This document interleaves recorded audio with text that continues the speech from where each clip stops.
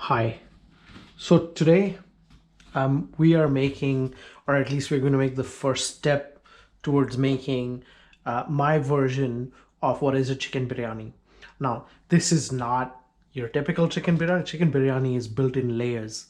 A typical chicken biryani or a lamb biryani has rice, some kind of like a saffron water layer, or like a little bit of gravy, and some chicken or lamb, and then another layer of rice, and then another layer of gravy, and then another layer of meat, and then so on and so forth. And that's sort of how the richness of that dish is built up. We are doing something significantly easier than that. We're basically going to be doing a version of chicken and rice, but with some Indian flavors. But what we're doing first, and we're not going to be making the whole dinner today, but we're going to be making this tomorrow. But what we are doing today is we're going to marinate chicken. You can use lamb, you can use turkey, you can use whatever you want, but you got to marinate. You always got to marinate. I am a very big believer in both the dry and wet marinades. In this case, we're going to be using a wet marinade. We will be using this stuff, which is Onken's natural set yogurt, which is what I use. You can use Greek yogurt, you can use low fat yogurt, you can use high fat yogurt, you can use buttermilk, you can use kefir. I've used all of these things and they all have very nice flavors and very good effects. The only thing I would suggest is that you don't use like a flavored yogurt, because that just, it doesn't, like, in some cases like fruitiness might work, like with the pineapple, but passion fruit, all raspberry and all these things, they don't really go well with meat, at least in my opinion. Step one is we actually make the yogurt up, because we want to start with a uniform kind of thing. So what you do is how much yogurt to use. So I'm going to use half of this. The reason I'm going to use half of this is because I want to use the other half for when I actually make the rice, because I like to serve it with a little bit of yogurt on the side, just because that's how I've always had it. That's about half, and that's how much I'm going to use. That's a good spoon in there. These things come with a really handy lid as well, and they're just very nice in general. I like them quite a lot. How much salt to your taste? I'm going to use quite a bit, just because the salt helps kind of cure the meat as it kind of does its thing overnight. What else goes in this? Pretty much whatever you fancy, really. What you don't want to sacrifice on is a little bit of turmeric, and a good amount of chili powder, because you definitely want some of that magic to go in the chicken. I'm also going to add like a whole heap full of coriander, and a whole heap full of cumin, and a little bit of asafoetida as well to go with that. To this, I'm also going to add a quite a little bit of Garam Masala, just because I like the stuff. And again, like, Garam Masala is at least the stuff, so I'm going to add like a good, that was not a heap teaspoon, so I'm going to add 2 half heap teaspoons. Garam Masala is spices that have already been cooked. So, you know, this is coriander, cumin, etc. The whole stuff that's been roasted and then ground down. If you don't have that, then just do them fresh, and it's very easy and very simple. This is also the point at which you add like a whole bunch of ginger and garlic. I don't have any garlic, so I'm going to add a whole bunch of ginger, and I'm not going to be stingy with it, because I really like the stuff. And yeah, a little bit about this dish. This is a so you usually get like 2 types of biryanis in India. You get what's called the dry biryani, and you get what's called the wet biryani. The wet biryani, like I alluded to earlier, has like layers of gravy almost built into it, which is like made with the emulsified fat of the meat. That's sort of you know, you cook it with. And I am a very big fan of the wet ones, because that's what I grew up eating. And not saying that dry biryanis aren't very nice, but wet ones are way better. You should use a sharper grater than this one. This is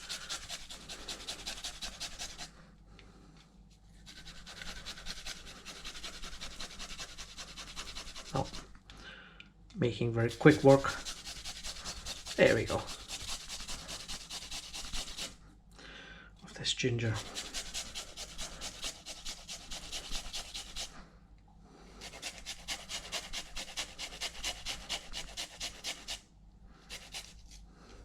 I'm going to stop there. I'm not going to put in all the fibrous bits just because they don't really add that much to the dish, but I'm going to keep all the juicy bits in because that's the fun, isn't it? Cool. I'm going to give that a few minutes.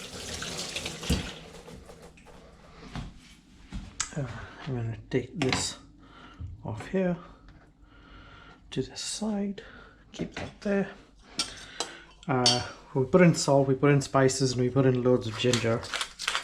And I'm going to grind some fresh pepper into there. You should always make sure that your marinade is well seasoned. Always.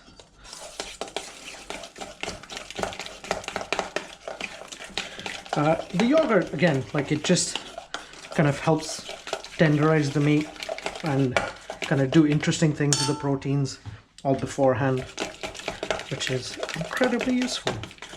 So this is why you want to make the marinade uniform beforehand, right? Because now you don't have pockets of the spices and things like that. So now is where we start to actually do interesting things. So two things. I'm using chicken thighs because I like dark meat way better. Up to you what you want to use. All I would say is that, especially for this dish, I am going to cut it down into bite-sized pieces, just because this is not a very useful knife, but I'll put that back in the sink and get a proper knife. Yeah, that's better. Just because, you know, that's more useful. You want to scour the meat as well a little bit. There's a wee bone in here, or something in here that I'm definitely not going to eat, so I'll put it back. You want to scour the meat before you put it in, just so that the you know, you have a much better chance of penetrating the meat and the flavor kind of the marinade at least going all the way in to the meat that you're cooking. So bite-sized chunks.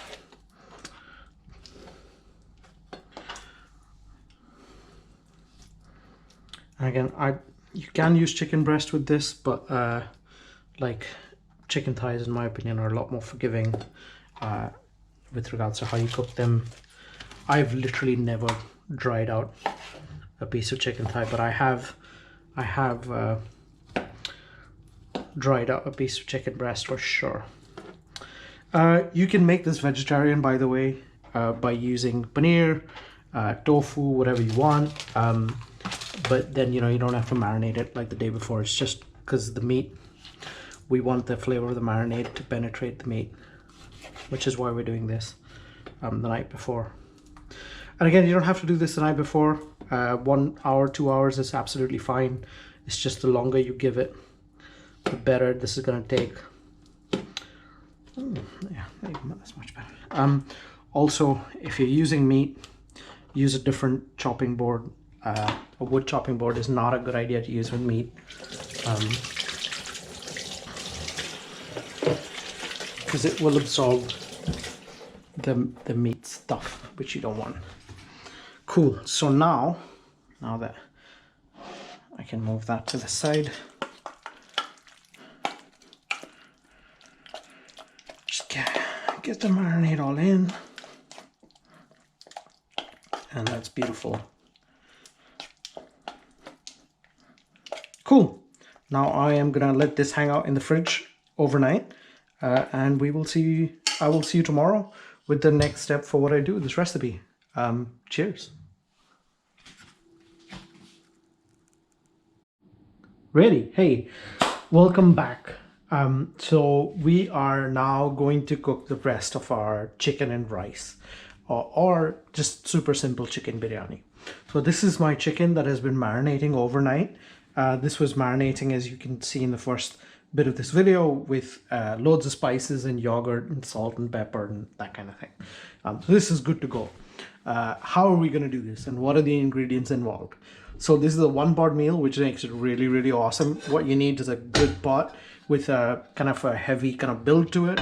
I am using my trusty cast iron thing that I use for literally everything. And you definitely need something that has a nice lid on it. So what we're gonna do is first, we're gonna fry this chicken off so it's actually cooked, and especially the outside of it is seared. So a lot of this kind of heat and kind of wonderful, a lot of the flavor and juiciness is kind of packed into it. Then what we're gonna do is we're gonna cook our base. So our base is going to be made out of tomatoes, chili, ginger, and if you had garlic, you could put garlic in here, but I don't have garlic, so I'm not gonna put garlic in here. I'm gonna blitz this up in my little handy dandy chopper thing that I have. Why am I going to do that? Because you don't need to spend like ages and ages chopping stuff when you've got like a really simple blitzer. This thing is really cheap as well, so I like to use it. And that's what I'm going to use it in. But I'm going to start off the base with like a chili first, and then I'm going to put the rest because I want it a little bit spicier than normal. Once I've got my onions nice and soft, I'm going to chuck in a bunch of tomatoes.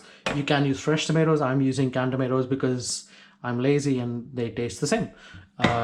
Then after that, once you've got your tomatoes in, and cook it down with some masalas, and that'll be all this stuff.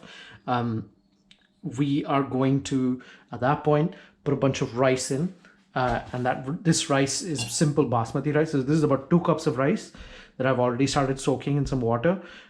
You need to soak them for about 20 or 30 minutes. It's just easier to cook once this is not required. It's just nicer. The rice cooks quicker, it's that simple. And then we're going to dump a bunch of chicken stock in there as well. I'm using this bone broth stuff, and I'm using it like it's already spiced with like Thai stuff with like a bunch of ginger and lemongrass and stuff like that. You don't need to do that. You can use simple chicken stock. You can even use water and it'll be absolutely fine. I'm just kind of trying to ratchet up a level with that stuff. I've also got some whole spices that again I'm going to start my base off with, which I missed in the earlier description if you got that. Yeah, that's what that's there for. And this is for later when we've got the onions and tomatoes in there. What spices am I using? I'm using a cinnamon bit, star anise. These are fennel seeds and a bay leaf. Why? These are just the spices I have on hand. This is kind of, if I had a clove, if I had a couple of cloves, I'd put that in. If you've got some cardamom, you'd put that in. Like that kind of flavor profile. You don't really need, like nutmeg and stuff don't really belong in here, but mostly otherwise you'll be fine. So to start off with, this needs to be heated. So while this is coming out temperature, I'm just going to blitz this stuff down so it's ready to go. When I've done my chicken and everything. Yeah, this is like not the nicest chopper you can find in the market, but it was one of the cheapest, and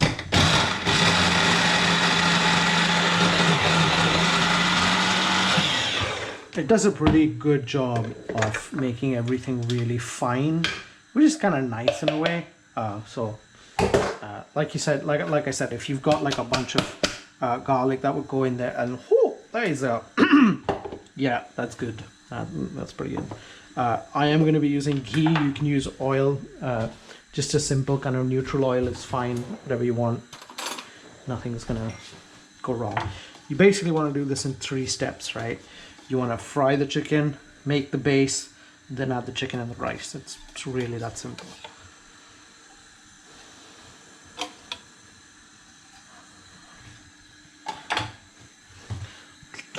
And then at the end we're going to chuck in some coriander as well. Why? Because coriander's fun. It's great. I'm just going to wait for that to come up to temperature, and I'm going to chuck these bits of chicken in. So this is about 500 grams of chicken thighs, and that's about 2 cups of rice, which makes about 4 meals. So that's 2 meals for 2 people, because that's me more. So it's really that simple. If you want to cook it for 1 meal, if you were 1 person and you cook that, that's about 4 meals. You know how to do math. That's fine.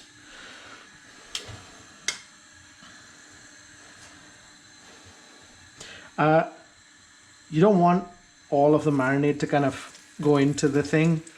A little bit is fine, but you don't like, if there's a whole bunch left in the pot and you're throwing that away, that's okay. part of the yogurt's job was to tenderize the meat, and it has done that because it's been marinating away for like almost a full day at this point, which is perfect. But as you can see, we're actually getting most of the marinade out, which is pretty awesome. More flavor, eh? A lot of this will, because of the marinade being dairy and dairy being quite high in sugar, a lot of this is going to stick to the bottom of the pot, and that's totally fine as well. So I don't even need that now. Woo.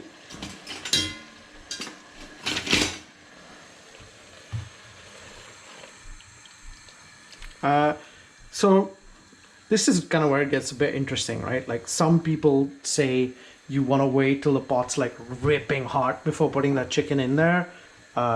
Whereas you've got other people that say, actually, if the pot's not ripping hot, if the pot is ripping hot, the chicken goes in there, it just seizes up and all the pores close, which is partly what you want, but also you want the flavor of the oil, of the ghee, and the flavor of the marinade to actually go further into the chicken.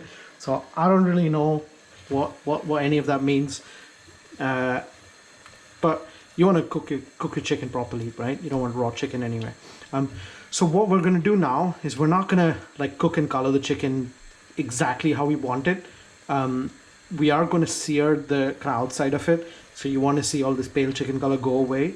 I'm not going to like temperature check it to check the chicken is cooked, because it is going to go through like another round of steaming at the end of all this. So right now I'm just looking for some color, which is going to be incredibly hard given how much marinade has actually gone in here, which is water. So this is not frying right now, this is broiling, which isn't great, but that's why this is POV cooking, and that's why I'm not a chef. Still going to be pretty delicious though, so it's all good, everybody wins. I've got like a little bowl here that I'm going to use to get the chicken out, once it's cooked and ready, just because I need to reuse the bottom of it. So once I get all the chicken back out, I'll add some more ghee, the whole spices, the chili, the rest of that base, cook everything down, tomatoes, salt, pepper, masalas, cook all that down, then rice, So as you can see, the color of the chicken is changing a little bit. It is kind of pulling together, which is exactly what I want.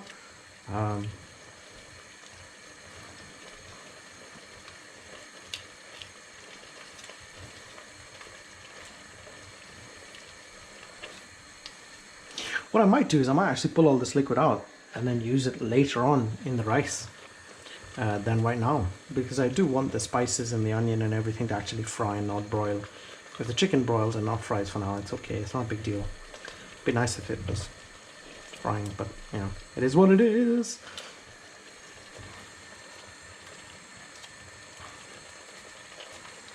So this is coming along well. I would say we're at the halfway point. Like, you can still see some raw color on the chicken. I'm going to turn this light on actually. You can still see some raw color on the chicken, but for the most part it is going white, which is pretty cool. And as I say, the chicken is going to go through another round of cooking. The idea here is just to kind of start that process off.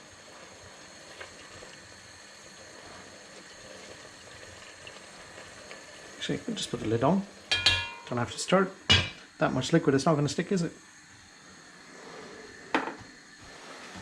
Cool. I'm going to give that like 5 minutes and I will come back. Back. So it's been about 5 minutes, and this is exactly kind of where you want your chicken to be. It's not safe to eat just yet. It's not fully cooked all the way through, but it is pretty kind of warmed up. And ideally you'd want it to like be seared over. Like you'd want like a little bit of color in this chicken, but that ain't gonna happen in this swimming pool of broth I have created. So I am gonna forgive myself for doing that, and just kind of pull this chicken out a little bit into this bowl here.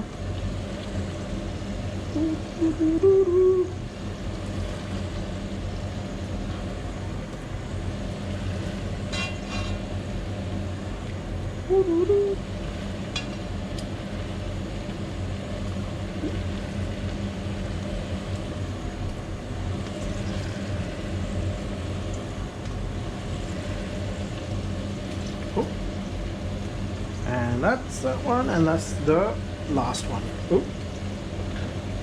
So now I need to fry off my spices and like create like a really nice base and stuff, and that ain't gonna happen in this broth. So what I'm gonna do is I'm gonna pull this broth out, and the way I'm gonna do that is literally just pour it out into a bowl. So as I said before, given the yogurt, this is actually going to create a lot of stickage at the bottom, and that's okay because that stuff is pretty delicious. So I might add this to my rice later on as it's cooking, or I might not, depending on what the situation is at that point, but I definitely don't need all this right now. So I'm going to pull it out because that's not very useful. But that pot is still hot and those bits at the bottom are still juicy. So I'm going to turn the heat back on. I'm going to go in with like another teaspoon or two of ghee, wait for that to heat up. And once that's heated up, I'm going to go in with my chili and my whole spices. So for this, what I'm going to do is I'm just going to kind of go in with half a chili. But in this case, the pan's already quite hot, so I don't really need to heat things up that much. I'm just waiting for that heat to heat up. Scrape down the sides so there's more now you can actually see the bubbles. This is actually frying, which is precisely what you want. Switch this off with an noise. Get that in there. And get my whole spices in there, which is brilliant. I don't need that. I need this stuff. So these don't really need very long to fry in. What we're wanting is for these spices to flavor that fat, and that smell is just absolutely incredible. What we want next is to go in with our kind of onion, garlic, and chili base. If there was ginger, not garlic. If there was garlic in here, you would add that at this stage. So what we're doing here is we're just frying all this stuff off till the onions soften. We're not really looking for that much color on these onions. We're just looking for them to soften, so it shouldn't be too long. But what we do want to do is we want to add a bit of salt at this point for two reasons. One is the salt will help the onions kind of soften faster due to osmosis, but also especially with Indian cooking, especially with a dish like this, we want to build flavor in layers. So the first layer was like that layer of spices. The second layer is this layer. The third layer will be the tomatoes, and then the rice and the chicken, and we'll build from there on. And every layer you want to season it a little bit, and it doesn't have to be salt. It can be masalas, or it can be pepper or chili. It's up to you. So these are looking quite soft to me, which is brilliant.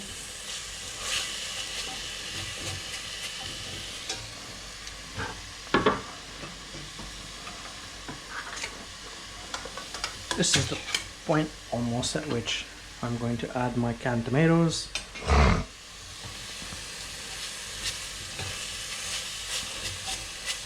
Yeah, these are almost now like disintegrate, and this is partly why this is so good, right? Like the smaller it chops the onions, the kind of quicker they cook.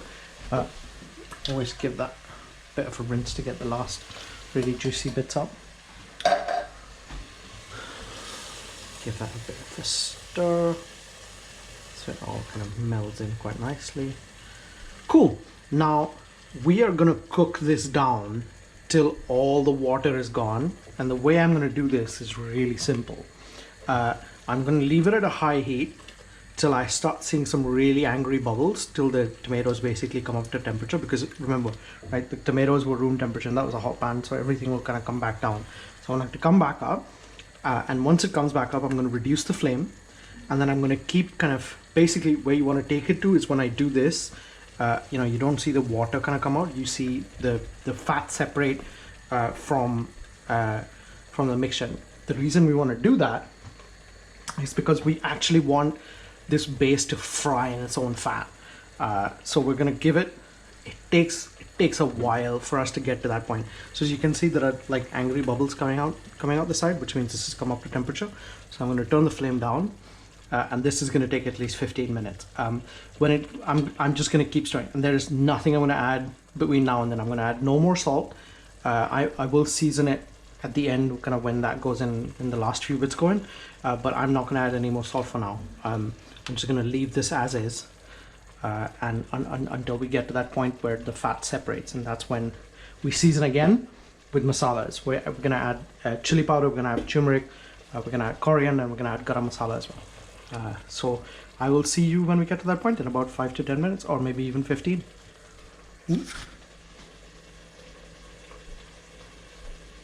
Back. Hi. So this has been going on the exact same flame for now, I think 7 or 8 minutes. And as you can see, like when I slide it forward, there's no more water coming out the sides, but there are still bubbles, and that's the fat that we had in the beginning, right? So that will be the ghee. So this is pretty much where we need it to be, where everything is looking homogeneous, everything is looking uniform. There's very little water left in this mixture now, and you know, all those bubbles, as we can see, is that they're really the yellowish ghee that we started this process with. And you know, it'll be oil. It'll take the color of the oil that you actually start this process with, and in that meantime we've got rid of everything. We've done the washing up, etc. I've also made an executive decision not to use the remaining water from when we fried that chicken off, just because I think it'll be too bland. So as you can see, there's more, like it's separating more and more as we go on, which is exactly what we need. Now you can see the oil right there. Yeah. That's exactly what we need, and there is a really good reason for us to develop that slow flavor. The reason is, one, obviously the sugars taste much better in the tomatoes and onions when you do that, but two, the spices we're now going to use are spices that really fry in oil and bloom in oil really well. So what we're going to add, a little bit of turmeric. I'm going to add about that much because, again, like I said, I'm cooking 4 meals, so that much. I'm going to add a little bit of chili powder. I'm going to add quite a bit because I like this stuff. I'm going to add a lot of coriander because I like this stuff. I'm going to add some cumin powder as well, but the same amount as the coriander. I'm going to add a little bit of asafoetida because I add that to everything I cook. And the last and most wonderful ingredient we're going to add is garam masala. This is, I'm going to add 2 heaped teaspoons. That's 1 and that's 2. These spices don't take very long to cook because they're already powdered spices, right? They actually burn quite quickly, so I'm not going to take very long with this. I'm just gonna get them in there. Get that base really nice. Get it off the sides. And the way that you know you're doing this right is it will start to stick. And if it does start to stick too much, splash of water. You don't need more oil in this. For God's sake, you definitely don't. But a splash of water will be absolutely fine. In fact, it will help. You could, the best thing I've used to get the flavor off the pan that has actually like literally taken the flavor of the dish up several notches is really cheap beer. If you've got really nice like Kingfisher or Asahi or something like that, something with like quite a the nastier the beer, the more effective it'll be, and you know, frankly, the better your food will taste. You don't need to use any of those fancy IPAs or anything like that. Just a simple Pilsner will do the trick. So my spices in there, they're cooked. What am I going to do next is I'm going to add in the rice. Now this is my rice that has been soaking, which is this at this point has been soaking for well over 20 minutes to half an hour. That's not very helpful. What I'm going to do is I'm going to use a little sieve.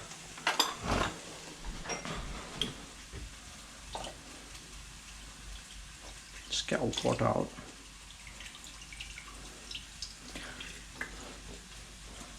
Oop, lost a little, but that's okay.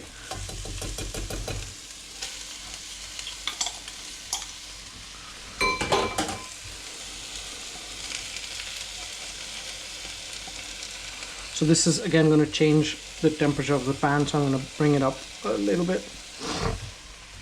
And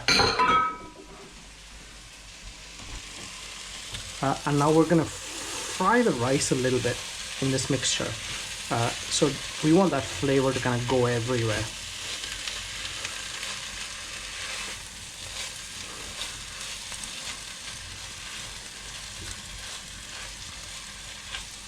Yeah, that's for every grain of rice to get to know the base that we've been building.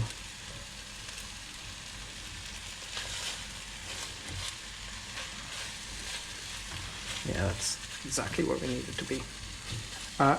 When we get that to this point, this is the point at which we're going to add the stock in, and then we're going to add the chicken pieces.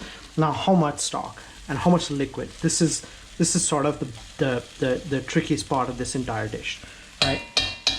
What you want, so first of all, you want to get the stock in there. This stock has a bunch of fat in there as well, but that's okay. I don't mind it. Come on. That's not very helpful, is it? I might get rid of the fat, even though I said I want it.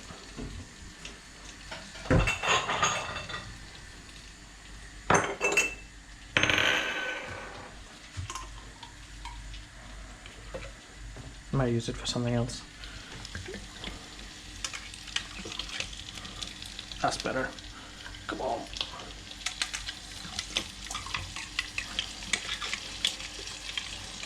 It's like puking, isn't it? You gotta stick a finger in there to get it all out. I think this was about 500 ml of stock. And I know that for a fact that this stock is not salted. So I am going to add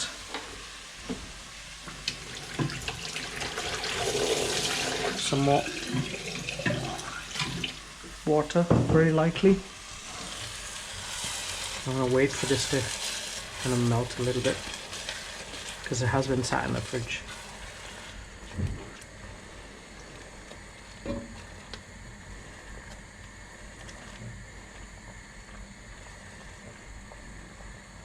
So this is just shy of how much liquid we need to get this done. So I am going to add, as I said, I'm going to keep it going on the boil, and I'm going to add some more. Yeah, that's about where we need it to be. Now that we've done that, this chicken is cool enough for me to handle. I'm just going to drop that in there like that.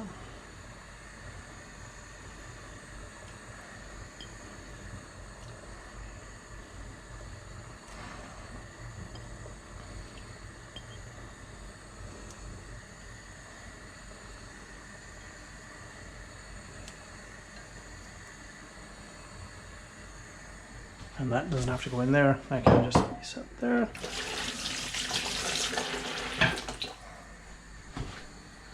And I am going to give that, like I'm going to bring that up once that comes up to the boil. I am going to dump the temperature lower. That is more water than I wanted by like probably that much more, by like a couple of 100 ml more. So I'm going to leave the lid off so some of this actually evaporates. But at some point, once I see the surface of the rice, I'm going to chuck the lid on and give that 20 minutes from then on. So I'm going to see you in about, say, 5 minutes when I can see the level of the rice with this lid open, so you can see exactly when I put the lid on and what that looks like. Cheers. Back. Hi. So this is the state of my chicken and rice, or easy peasy biryani, as it stands right now. As you can see, all the water has kind of disappeared. I can see the level of the rice. I've turned the flame all the way down. Now what I'm going to do with this is really simple. I'm going to put the lid on and I'm going to turn the flame off and just leave that there for 20 minutes, and that is done. Once that's done, I'm going to serve it, a little bit of coriander, a little bit of lime, and we're good to go. That is fundamentally the whole recipe, and I might give you a picture of it at the end. I hope you have a good time. Hi, so this is the state of our rice and chicken at the moment. All the water has evaporated. I've turned the flame all the way down, so if you turned it up, you just hear like a little bit of a hissing noise, so there's a little bit of water left at the bottom, and that's totally fine. What we're going to do now is we're going to turn the flame off, and we're going to put a lid on, and that's our dinner ready for us in 20 minutes. You can leave it for 30 minutes, 35, 40, whatever you want, but 20 minutes bare minimum. What that'll do is it'll give the rice a chance to absorb whatever liquid is left. It'll give the chicken a chance to steam up. That chicken is perfectly cooked, don't worry about it. And we're going to serve it with a little bit of coriander on top and a little lime wedge. And that's it for me. Enjoy.